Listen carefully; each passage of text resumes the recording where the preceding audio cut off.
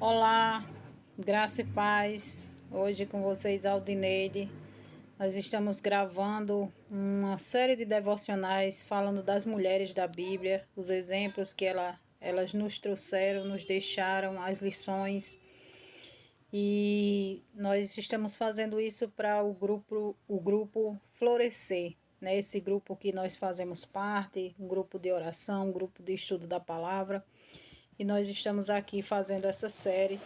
E hoje nós vamos falar de uma mulher, né, que também teve sua vida, seu exemplo, né, deixado para nós.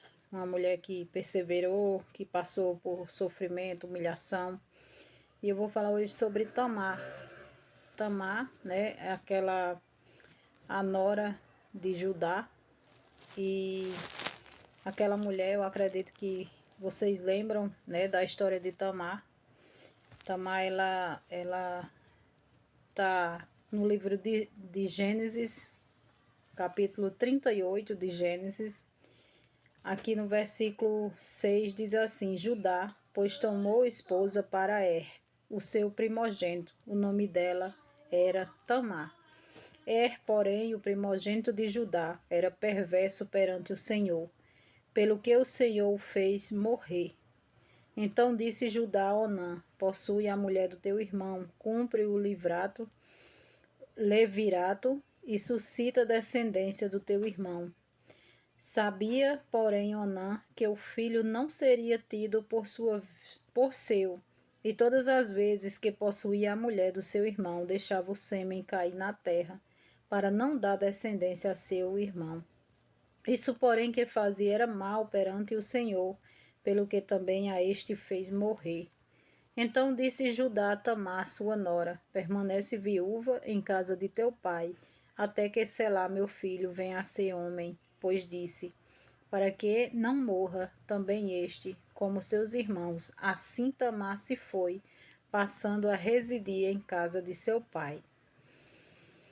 No correr do tempo, morreu a filha de sua mulher de Judá.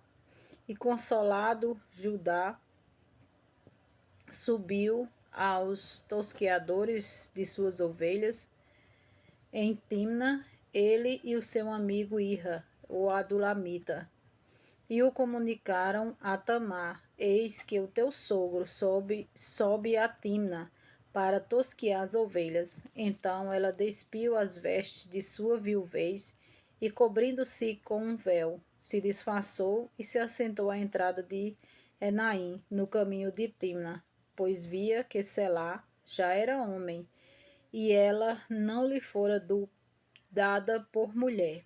Vendo-a Judá, teve-a por meretriz, pois ela havia coberto o rosto.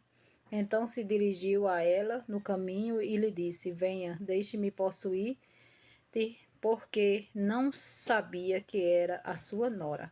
Ela respondeu: Que me dirás por coabitares comigo? Que me darás por coabitares comigo? Então essa história, né, nós já conhecemos o relato dela.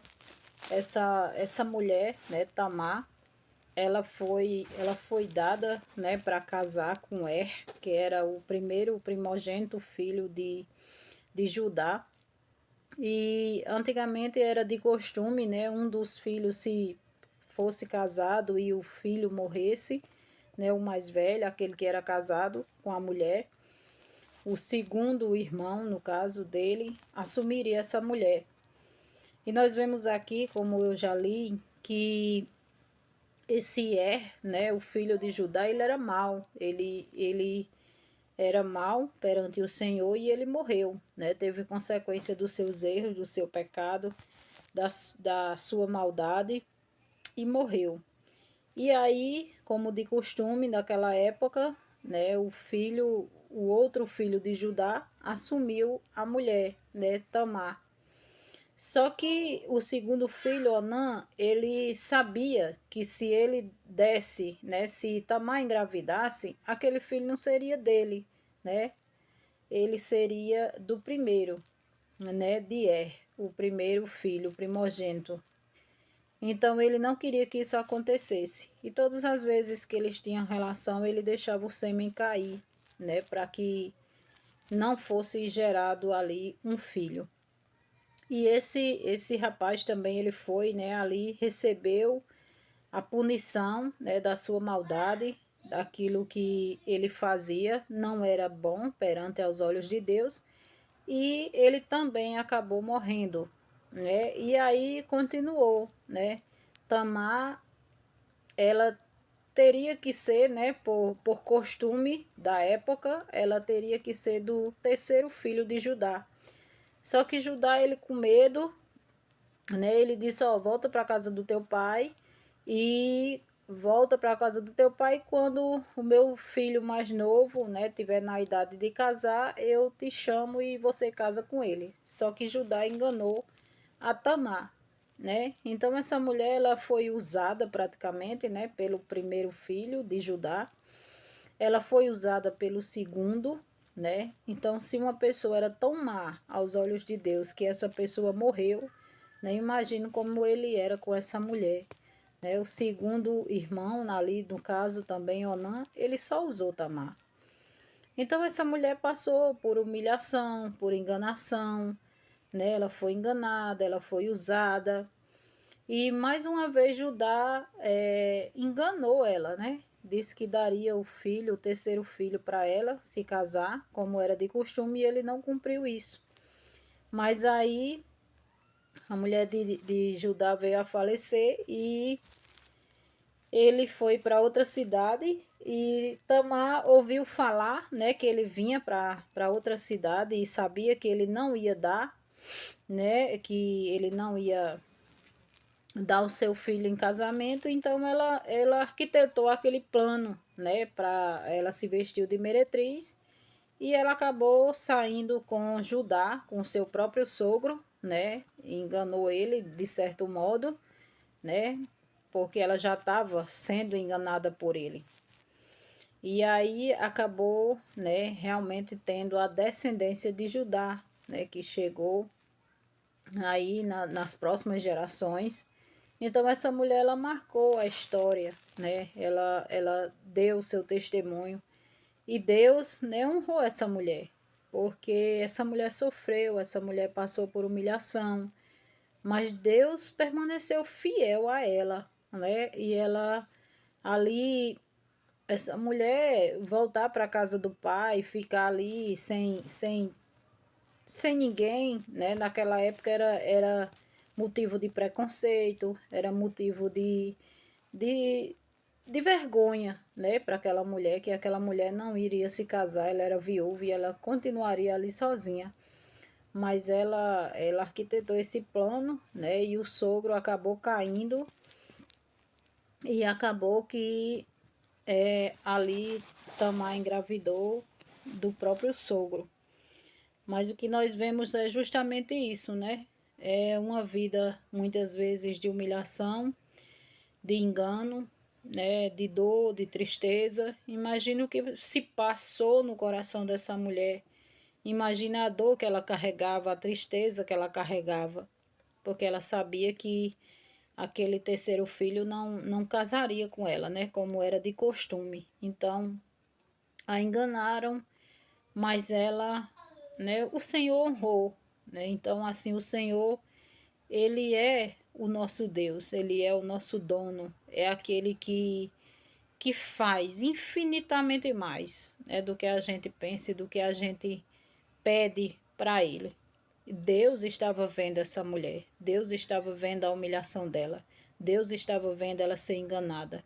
E Deus a honrou de certa forma, né? Então, assim, a fidelidade de Deus, por mais que nós possamos ser enganados pelos homens, pelas pessoas que estão ao nosso redor, né? Por aquele acordo, por aquele compromisso, né? Que as pessoas deviam ter conosco, principalmente com as mulheres, muitas vezes são descumpridos, né? As pessoas não cumprem, mas Deus permanece fiel a nós. Então, assim, Deus foi fiel a Tamar. Ele transformou aquela vergonha, aquela humilhação em honra. Ele mudou a vida dela ele permaneceu fiel a ela, né? Então, Deus é um Deus que vê, que age, que reage, né? Muitas vezes a gente não consegue reagir a tudo aquilo que está acontecendo na nossa vida, mas Deus faz, Deus reage. Deus está vendo, Deus está vendo a nossa causa, Deus está vendo o nosso sofrimento, Deus está vendo as pessoas nos enganarem. E Ele vai punir essas pessoas, nós não precisamos punir. Né? A verdade é que essas pessoas elas já são punidas por elas mesmas. Né? Então nós não precisamos fazer com as nossas próprias mãos ou revidar. A gente precisa, né? Eu não estou dizendo que aqui a gente precisa passar por todo tipo de humilhação, né? Mas aquilo que o Senhor nos permite passar é com propósito, é para testemunhar da fidelidade dele, do poder dele na nossa vida. Então Tamar teve essa vida, né, que foi sofrida e foi enganada, né? Mas o Senhor foi fiel a ela e ela acabou engravidando e ela teve, né, ali o filho de Judá, que foram 2 filhos, na verdade, e foi isso que aconteceu. Aqui no versículo 27 diz assim: E aconteceu que, estando ela para dar à luz, havia gêmeos no seu ventre. Ao nascerem, um pôs a mão fora e a parteira, tomando-lhe, atou um fio encarnado e disse: Este saiu primeiro, mas recolhendo-lhe ele a mão, saiu o outro.